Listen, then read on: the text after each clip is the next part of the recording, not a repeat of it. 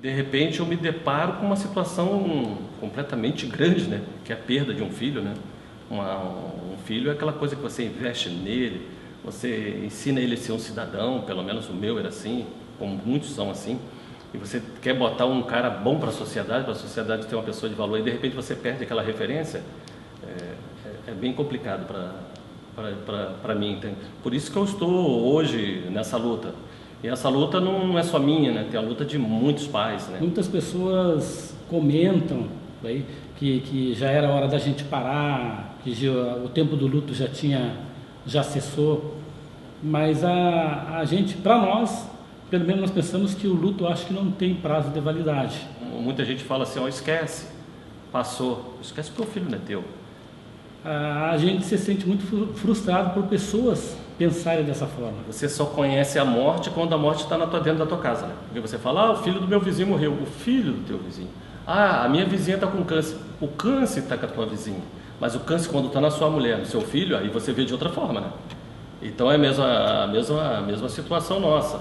A gente só descobriu o que é o Ministério Público e a Justiça porque nós estamos dentro do problema. Né? Porque até então eu poderia estar em casa, até então tal de Ministério Público, nunca passei lá perto. Tem a delegacia, nunca cheguei perto da delegacia, nunca conheci delegado. Mataram não sei quem. Então você tem que estar dentro do problema para você ver que as estruturas têm que mudar.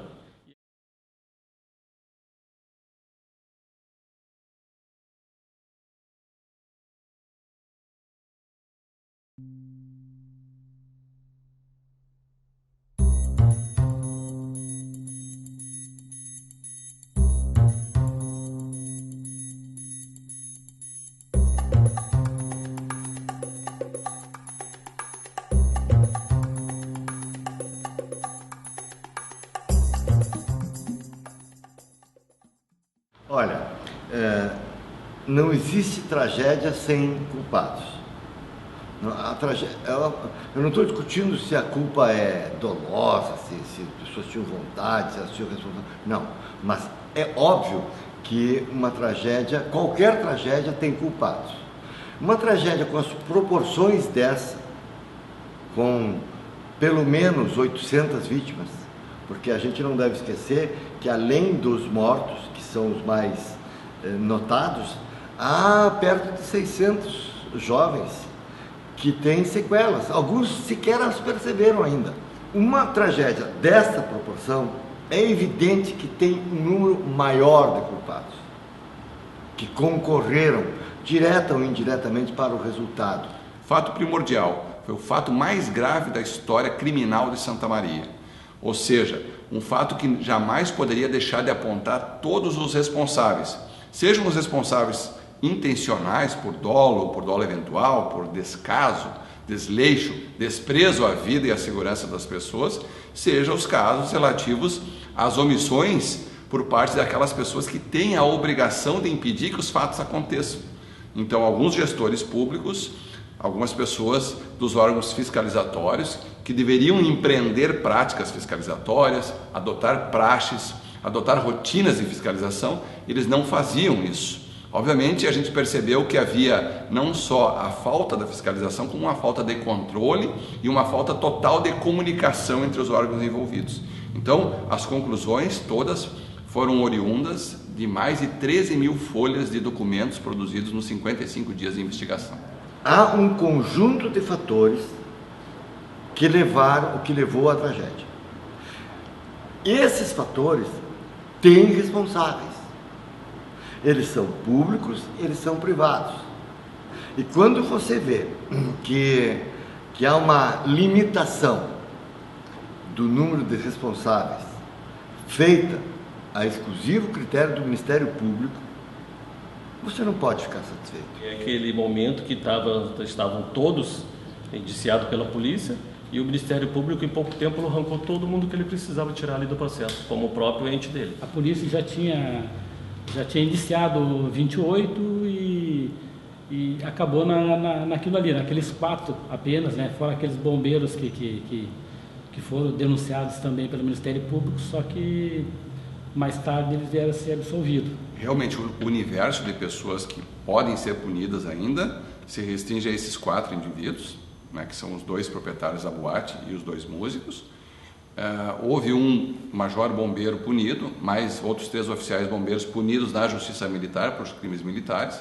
Mas se nós formos analisar todo esse contexto, nós vamos verificar o seguinte: nós fizemos 2 inquéritos sobre a Boate Kiss. O primeiro inquérito trabalhou com causas e consequências do incêndio, e um segundo inquérito em que nós analisamos toda a história da boate, desde os primeiros documentos que foram protocolados na prefeitura, solicitando o alvará de localização, documentos que foram protocolados no Corpo de Bombeiros. Nós analisamos a vida pregressa da boate, a história da boate. E esta boate sempre esteve trabalhando à margem da lei. Ela sempre esteve trabalhando irregularmente. Esse segundo inquérito tramita também, ele foi entregue um ano depois do primeiro, em 2014, tramita mais lentamente ainda do que tramita o outro, quer dizer, nós vamos ter uma resposta muito mais lenta ainda. Mas nesse segundo inquérito, só temos uma pessoa da Prefeitura Municipal que está denunciada pelo crime de prevaricação, por não ter cumprido com o seu dever legal, por sentimento ou interesse pessoal. Ou seja, há pouca punição para as omissões por parte do poder público. Como que aqueles 2 promotores, o Joel Dutra e o Maurício Trevisan, eles me pegam, eles retiram todo mundo dentro do processo, as próprias entidades que estavam responsáveis pelo processo, que tem a parte da fiscalização da prefeitura, tem o próprio promotor que estava lá dentro fazendo TAC, todas essas figuras. Então acho que é uma falta de respeito pegar aqueles outros 4 que estão lá, aqueles 4 boi de piranha que tem lá, pegar e processar eles. Não estou defendendo eles, estou falando na questão moral e digna de justiça. Pune-se eles, processa eles, levem ele a júri, mas leve todos que puder. Porque vai ficar muito feio chegar, botar os 4 lá, aí de chegar no final, o júri fala processar eles, aí sabe como é que é a justiça, né? Negocia, dá 10 anos para um, 5 para o outro, aí fecha 4, dá menos de 4, é bonitinho, aí diminui, quando vê não tem ninguém preso. Aí tipo, a justiça foi feita. Não. E outra coisa, mesmo que pegasse e desse 20, 30 anos para cada um, no meu entender, a justiça não está feita. Não estaria feita. A justiça vai estar feita quando todos os envolvidos, cada um pague o seu quinhão, cada um a sua parte. Eu cheguei lá, assinei um documento errado lá. Tá, você paga uma cesta básica, mas ele vai a júri, entendeu? Eu sou o prefeito da cidade. Não, que ele entre como cidadão normal, todos perante a lei. Todos não são iguais perante a lei? É isso que nós estamos cobrando. Num fato desta magnitude, é dever legal da polícia, do Ministério Público, Poder Judiciário, ou seja, dos órgãos que trabalham nessa obrigação de persecução penal, de apuração dos fatos, de esclarecimento, da busca da justiça, de colocar lá todas as pessoas que têm que responder. É o processo local onde as pessoas podem se defender. Ou seja, coloca as pessoas no processo e elas têm o direito e o espaço necessário para provar que não tem, então, responsabilidade. Agora, não colocá-las no processo é automaticamente impedir a possibilidade de provar que elas têm algum envolvimento com o fato. Isso, então, não tem como tu aceitar, tu tem sim que cobrar, e foi uma das partes que acabou virando em conflito, foi essa aí. E em relação a essas cobranças, nós hoje estamos sofrendo processos pelo próprio Ministério Público e pelos promotores, porque por mostrar para a imprensa a parte de documentação que provava que o Ministério Público sabia que a boate estava com a licença de operações vencida, e o próprio prefeito também, isso aí tem documentado numa troca de ofício entre os dois, foi o que motivou a nós confeccionarmos uns cartazes desse ofício com a foto do prefeito e do promotor. E gerou um processo por calúnia daí. Estou respondendo aí hoje, está na fase da exceção da verdade, o processo principal ficou suspenso e, na verdade, eles estão vendo como um dos grandes vilão da história, nós pais, porque no momento assim de lucidez, a gente vendo que a coisa tinha tomado um rumo totalmente ao contrário do que se esperava, resolvemos fazer as cobranças e, como contraponto, o Ministério Público resolveu nos processar. Agora, onde entra a mídia? Os profissionais de mídia, os veículos de mídia também tinham interesses locais. Então, é contraditório, mas quanto mais próximo da tragédia, menores condições de haver um distanciamento crítico na hora de fazer o trabalho. Tanto que a melhor cobertura feita aqui foi produzida por veículos que não eram de Santa Maria. A mídia falhou violentamente na questão da Kiss por não seguir batendo na questão da Kiss. Ou seja, quando deu o rolo, a gente fez bem. Nós fizemos bem. O rolo, fato, né? Mas aí depois entra naquela história. Não, vamos parar de fazer matéria sobre a Kiss. Vamos parar, as pessoas têm que relaxar. Não, as pessoas não têm que relaxar. Nós paramos, quando a mídia para de bater, entendeu? Isso eu chamo dolo eventual, porque nós abrimos caminho para uma nova Kiss. Entende? Porque nós não responsabilizamos, nós não pressionamos as autoridades para responsabilizar as pessoas que fizeram toda essa parte burocrática aí, né? E esses outros 4 caras, né? Nós falhamos, nós estamos falhando. O que ainda se pode esperar na tua avaliação da mídia local no que se refere ao acompanhamento do processo? Nada. O que ainda... Não espero nada. Estou bem direto, não espero nada. A não ser o acompanhamento processual. Vai ter o júri, vão estar lá. Não se espere nenhuma matéria nem vou falar investigativa, uma matéria diferente acerca daqui. Eu não espero. Seria uma grande surpresa se isso viesse a acontecer. Se acontecer uma nova Kiss, né? Se acontecer uma nova Kiss, como é que nós vamos ficar? Como é que nós vamos ficar perante a opinião pública? Se acontecer uma nova Kiss, né? Né? Como é que nós vamos ficar? E nós estamos gerando condições para que aconteça uma nova Kiss. Ou seja, essas casas noturnas continuam, a maioria, a mesma ratoeira.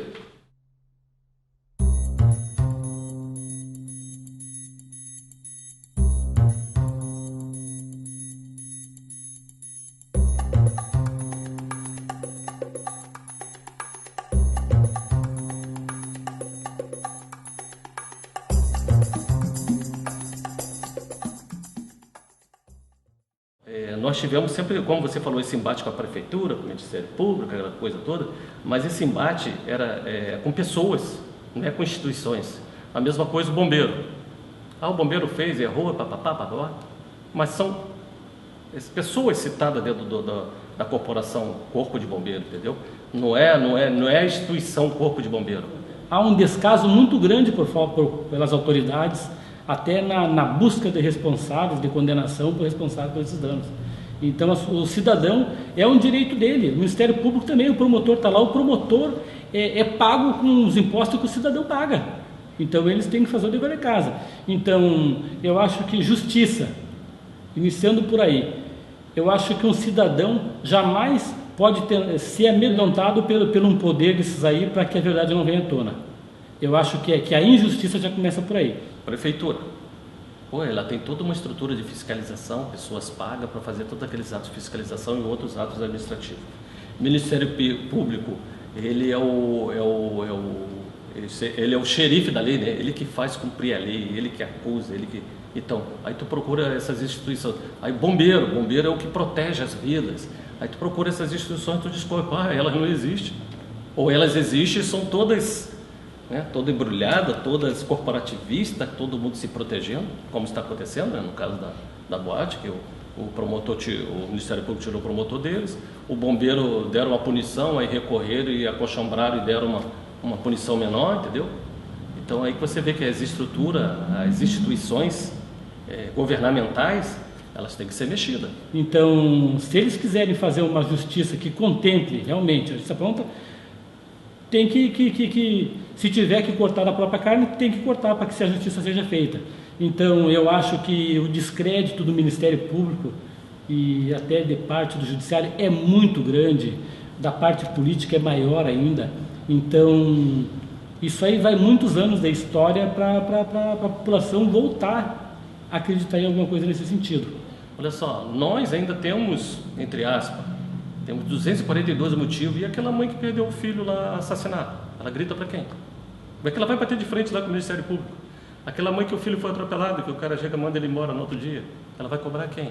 Por mais que tenha justiça, ela vai gritar para quem? O promotor vai olhar para a cara dela, ó, se vira. Não gostou, o problema é seu. Então hoje, acho que na questão da justiça nós estamos tentando mudar ela, né? Mudar assim a força, né? De, pô, não, vocês têm que respeitar, vocês são funcionários públicos.